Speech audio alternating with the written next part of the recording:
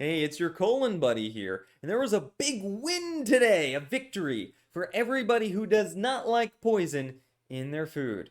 I don't want to exaggerate too much, but there's definitely things making people sick that can be included in food, like allergens and some sketchy secret ingredients.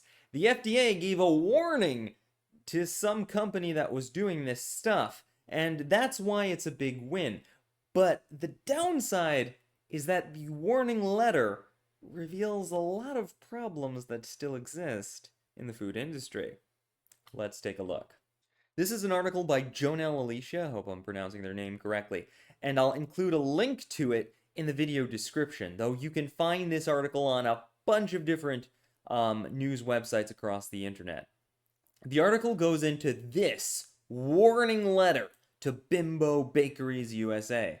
You might not have heard of Bimbo Bakeries, but you've probably heard of Sara Lee, Thomas's, how do you say that? Entenmann's, Ballpark, and a bunch of other brands that are under the Bimbo Bakeries title.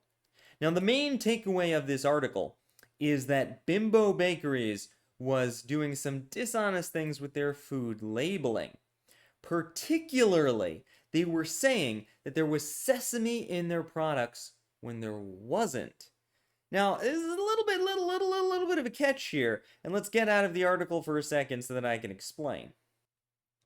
Okay, so why is it bad if they're including an extra allergy on the labeling? Isn't that more safe? Isn't that better for people? No, it's not. Here's what they're doing. Let's say I have a big old bag of rice here. I'm making rice at my rice factory. But we also, at this rice factory, we make sesame. Yeah, sesame seeds. I don't know, we just do. And I've been stirring the sesame seeds with this big spoon for some reason. Stir, stir, stir, stir. Now bits of sesame have gotten on this spoon. Well, if I start stirring this rice with this spoon, even though sesame is not an ingredient in this rice, sesame is going to get in the rice. And people who are allergic to sesame will get sick if they eat this rice. That's called cross contamination. I've contaminated the rice with the sesame spoon. So what this company is doing, right, is instead of preventing the cross contamination, making sure they only stir the rice with clean spoons, right? That's what they should be doing. Instead of preventing cross contamination, they're just like, we'll cross contaminate it as much as we want and just pretend that sesame was an ingredient the whole time. They're not supposed to do that. They're not supposed to do that. So this is a big win for people with allergies because the government is saying, no, no, no, no, no, no, no, no, no. You're not protecting yourself just by slapping labels on there and saying, we're letting the consumer know, as much as is possible. We're being good. No, the government's saying it's your job to prevent the allergens from getting in there. They're not supposed to be in there in the first place. But even though that's a big win, I took a closer look at this letter, and it's not as good as it seems. Let me show you what I mean. We're going to go through this warning letter together because it reveals a lot of problems with the food industry, not just with allergens, but worse, it kind of gives Bimbo Industries an out that they might be able to take advantage of to keep allergens in their products, which is kind of not great. So let's take a look at this warning letter. All right, this is the warning letter, and I really like this about the article because it linked to the letter, making it super easy to find. I'll include it in my video description as well. So the article starts off by saying, hey, Food and Drug Administration, we have a website, fda.gov. I like how they just included that on there. You done messed up. And sure enough, the start of this goes into the whole sesame seed thing here. Sesame seed is not an ingredient in the product. So, you're supposed to follow the applicable requirements to address cross contamination, cross contact, rather than just slapping the label on there. Great. That sounds like a big win. But there's some sketchy stuff here.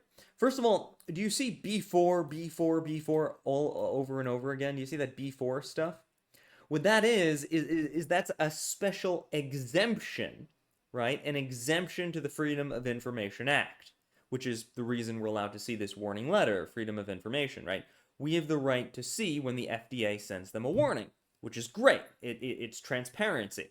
The problem is they're allowed to hide anything that might be trade secrets or intellectual property and replace it with B4.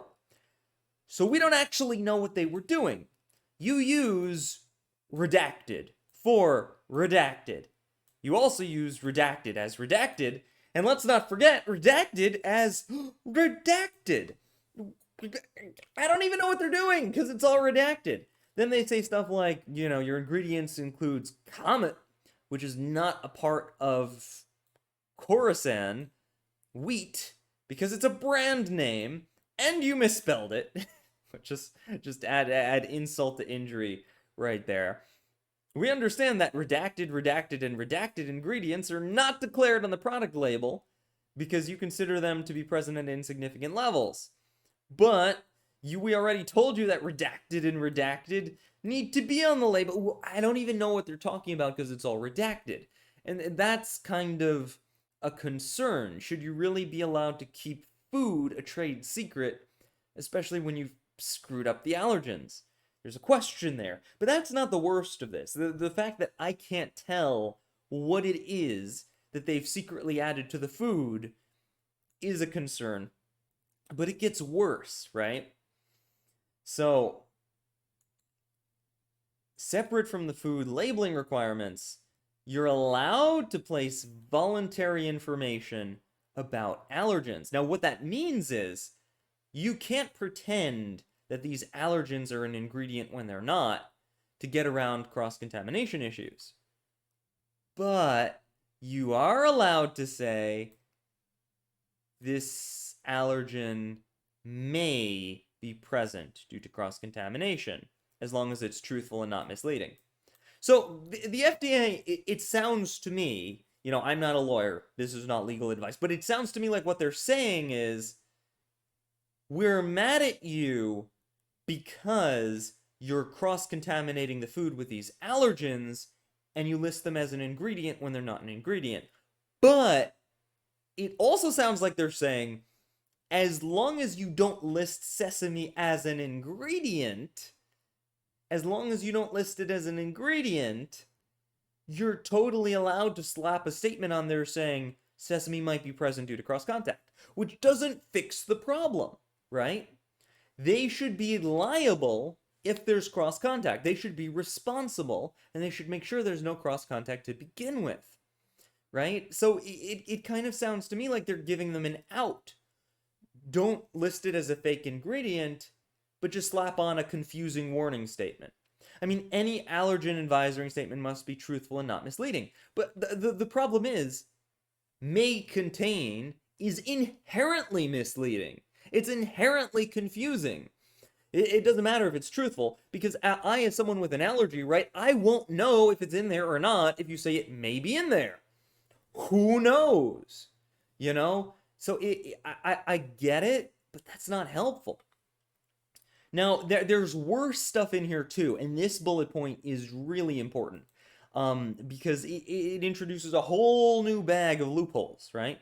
During the state inspection, the inspector asked why brown sugar powder and redacted, we don't even know what this one is, flavor, were not declared on the label. You stated that these things were natural flavors and included as natural flavors. Natural flavors is like this super loophole. As long as you list it as natural flavors, you don't have to tell us what's in it. What? Now, the law that they list here says that natural flavors is essential oil, this thing, that thing, essence, extract protein, hydrolysate. What distillate? And by the way, these food manufacturing processes they're mentioning here are other ways to hide allergens, which means that the term natural flavor can hide allergens. So that's fun. Any product of roasting, heating, or enzymolysis, spice, fruit juice, vegetable juice, edible yeast. There's so much here that can be listed under natural flavors. Seafood, poultry, eggs, dairy, like everything, right? So it seems to me like natural flavors is this huge loophole. Now, the FDA is coming at them for it, saying, no, those things are not natural flavors. You have to list them on the label and let people know what they are. But they're also saying, but hey, if it's any of this stuff, you could totally hide it on the ingredients list. That's just a theory of food. You know what I mean? It's like, what are they doing? What are they doing? This is not food theory, obviously, though I would love for food theory to take up the banner on this stuff, because this is messed up. Seriously, what is going on here? What is this stuff? I'm glad that the FDA is saying, we called you on your nonsense. You need to fix this. But there's still this massive loophole in the law, right? And I like this part here. Let us know what's going on in 15 days, and or at least let us know why you can't, and tell us exactly what you're doing to fix the problem, right? All that. Your response should be sent to this person and everything, and a Kathy Tormey compliance officer. I'm tempted to reach out to this person, and don't everybody message this person, please, goodness. But like I am tempted as part of this channel to reach out to this person and ask about these loopholes and how often this thing happens. Like people over labeling allergens to try to avoid cross contamination responsibilities, and this whole natural flavoring thing. How often does this loophole get used to hide dangerous ingredients? Not just allergens, but maybe dangerous ingredients. We don't know what's in there, you know? So, yeah, I'm going to reach out. Because remember, we don't just tell you the news on this channel, we don't just talk about problems. We try to solve them. So, I'm going to reach out to this person. Every one of my audience members, do not do this, do not spam this person, or, just to be clear. But I'm going to reach out. That's what I'm doing. I'm going to reach out and let you know on this channel, subscribe if you want to find out what happens, if I get a response. I'm going to hit them up and ask, about these loopholes and see if something is being done to maybe close some of them or see how often they're a problem. All right, so in closing, it seems like there are definitely a lot of loopholes in allergy labeling, food safety, cross-contamination, and some of it is just confusing. I think the law itself needs to be a little better. That's part of the problem. So we're going to take a look at this stuff on this channel, figure out where these loopholes are coming from, and what could be done to close them and fix them for once and for all, or at least for the next step forward. Subscribe if you want to find out what happens. That's all for now. I'll see you later, buddy.